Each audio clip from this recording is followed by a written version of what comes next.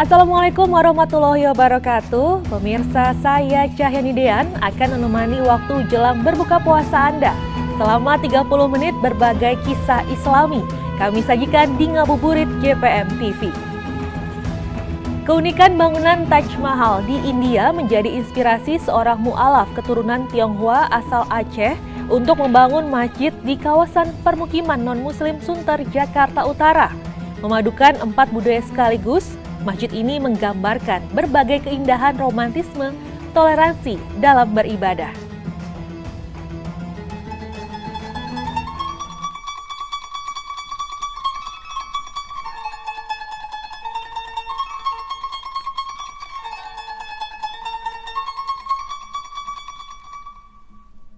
Pesona Taj Mahal di India menginspirasi banyak negara untuk mendirikan bangunan dengan gaya serupa. Salah satunya bangunan putih nan mewah di kawasan Danau Sunter, Jakarta Utara. Ya, Masjid Ramli Musofa. Bangunan megah bernuansa putih ini miliki gaya arsitektur yang mirip dengan situs warisan dunia UNESCO, Taj Mahal, India.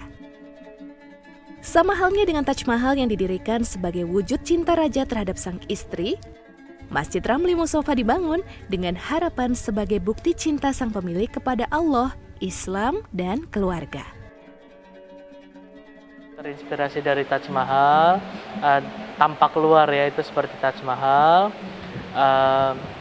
karena yang kita ambil adalah filosofinya sebagai lambang cinta seorang raja terhadap istrinya. Almarhum pun berharap masjid ini sebagai lambang cinta almarhum terhadap Allah Subhanahu wa taala. Yang pertama, lambang cinta almarhum kepada Islam. Yang kedua, lambang cinta almarhum kepada keluarga. Yang ketiga, Ramli Musofa itu adalah gabungan nama keluarga.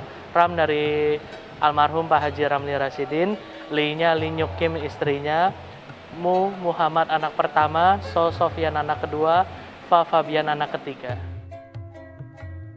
Masjid ini didirikan oleh seorang mualaf keturunan Tionghoa asal Aceh, Haji Ramli Rasidin. Sejak memeluk agama Islam, beliau selalu bermimpi agar suatu saat bisa membangun masjid yang dapat digunakan oleh berbagai kalangan dan mengejutkan umat.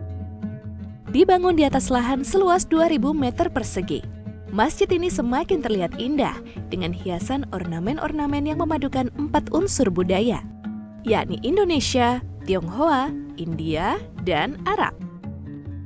Arab mewakili agama Islam, budaya Tionghoa berasal dari latar belakang sang pemilik, dan budaya India dari kisah monumen Taj Mahal.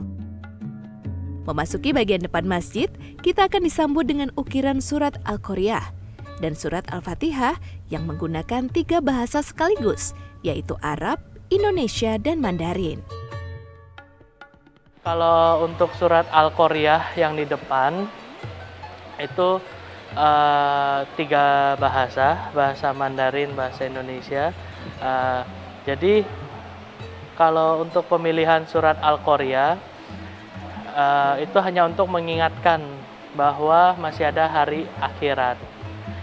Jadi siapapun yang datang dia akan melihat surat Al-Qoriyah, pada saat pulang pun dia akan melewati surat Al-Qoriyah itu. Lalu kalau untuk pemilihan bahasa itu tujuannya sama, bahasa Indonesia dengan bahasa Mandarin. Bila ada non-muslim yang datang kemari, dia akan langsung paham bahwa Islam itu mengajarkan kebaikan. Islam itu mengajarkan tentang hari kiamat, tentang hari pembalasan. Tidak seperti stereotip yang beredar di masyarakat non-muslim. Sementara pada bagian dinding dan jendela masjid dihiasi ornamen-ornamen ala Timur Tengah yang menambah kesan megah pada bangunan ini. Pilar-pilar yang menjulang tinggi pada bagian dalam masjid terinspirasi dengan Masjid Nabawi di kota Madinah. Hal unik lainnya adalah kita temui jika memasuki ruang wudhu. Tempat di atas keran terukir tata cara berwudhu, mulai dari niat berwudhu hingga gambar lengkap susunan cara berwudhu. Itu dari pengalaman pribadi kita, Mbak. Kita sebagai mualaf suka lupa urutan berwudu. Padahal berwudu itu adalah salah satu syarat keabsahan sholat. Nah, jadi bila kita datang itu pas lagi jam sholat rame, kalau kita lupa kita bisa nengok kiri, nengok kanan urutannya. Tetapi bila kita datang pada saat tidak jam sholat, kita buka Google urutannya apa ya? Oh habis tangan ini, oh habis ini gitu. Nah, jadi almarhum itu hanya berharap bahwa mualaf yang datang kemari tidak perlu malu bertanya. Dia kalau lupa dia tinggal udah ada contekannya. Pemandangan berbeda juga akan kita saksikan menjelang salat 5 waktu tiba. Jika masjid di Jakarta pada umumnya menggunakan pengeras suara untuk mengumandangkan azan, Masjid Ramli Musofa justru tidak memiliki pengeras suara untuk mengumandangkan azan. Saat waktu salat tiba, muazin akan memukul beduk dan naik ke atas mimbar untuk melantunkan azan, tentunya tanpa pengeras suara. Kebiasaan ini terkait perjanjian dengan masyarakat sekitar yang mayoritas beragama non-muslim ketika masjid ini didirikan. Jadi 1970 ke Jakarta itu almarhum itu ada sebuah penyesalan. Dan juga itu yang menjadi keinginan, hasrat beliau.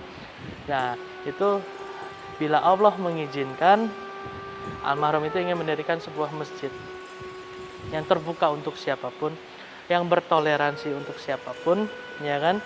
Dengan harapan ceramah yang ada di dalam masjid ini tidak berpolitik, tidak menyinggung ras, agama lain, suku lain, harus sesuai dengan tafsir ayat suci Al-Quran. Almarhum pernah bilang, toa masjid itu teknologi baru. Baru tahun berapa toa? Islam sudah berapa ratus tahun tidak menggunakan toa. Jadi almarhum waktu itu bilang, ya nggak pakai toa nggak apa-apa. Karena Islam kan sudah ratusan tahun tanpa toa juga tetap jaya. Berangkat dari pengalaman Haji Ramli yang merasa kesulitan menjalankan ibadah di masjid sewaktu sakit, turut menjadi inspirasi dalam pembangunan masjid. Dilengkapi dengan 2 buah lift yang bisa digunakan bagi lansia, ibu hamil, dan penyandang disabilitas. Hal yang sama juga terlihat pada bagian toilet yang sengaja disiapkan bagi jemaah yang memiliki kebutuhan khusus. Dengan demikian, sang pendiri masjid berharap tidak ada lagi halangan bagi siapapun yang ingin melaksanakan ibadah di masjid. Nurul Khotimah, Devri Novaldi, JPM TV. Sebuah kebun kecil berada di atap masjid akan kami hadirkan sesaat lagi. Kami segera kembali.